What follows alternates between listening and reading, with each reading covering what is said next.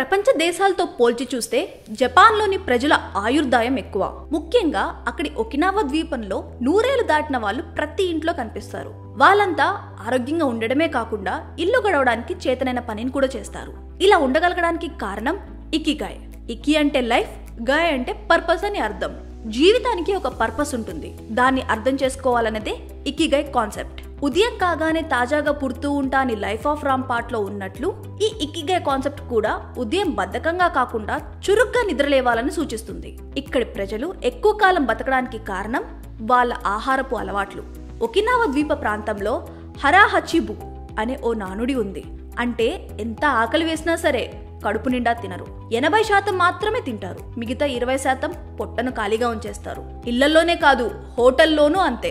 Serve చేసేటప్పుడు లెక్క వేసుకొని మరీ ఇస్తారు. తినేవాళ్ళు కూడా లెక్క ప్రకారమే తింటారు. ఇలా చేయడం వల్ల డైజెషన్ ప్రాసెస్ చాలా యాక్టివ్ గా ఉంటుంది. తిన్నది సులువుగా జీర్ణమవుతుంది. ఇక ఇక్కడి ప్రజలు చూడడానికి నిమ్మకాయల్లా ఉండే షికువాసా సిట్రస్ అనే పండ్ల నుంచి చేసే జ్యూస్ ని రోజు తాగుతారు.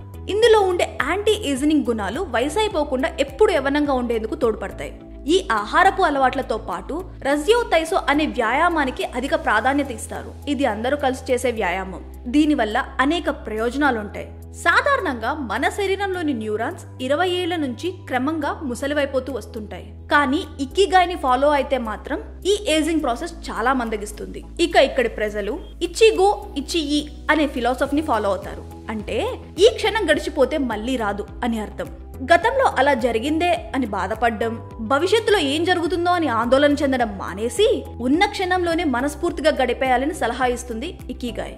ఏదైనా సమస్య వచ్చినప్పుడు నెమ్మదిగా డీల్ చేయడం, ప్రకృతిలో ఎక్కువగా గడపడం, వీలైనంత వరకు మనస్ఫూర్తిగా నవ్వుతూ ఉండడం, నచ్చిన వ్యక్తులతో మాట్లాడడం, మనకు సంతోషాన్ని ఇచ్చిన వ్యక్తులకు థ్యాంక్స్ చెప్పడం వంటి రూల్స్ ఇకిగాయ్లో ఉంటాయి. మీరు కూడా 100 ఏళ్లు బతకాలని అనుకుంటే ఇకిగాయ్ కాన్సెప్ట్ ని ఫాలో అయిపోండి.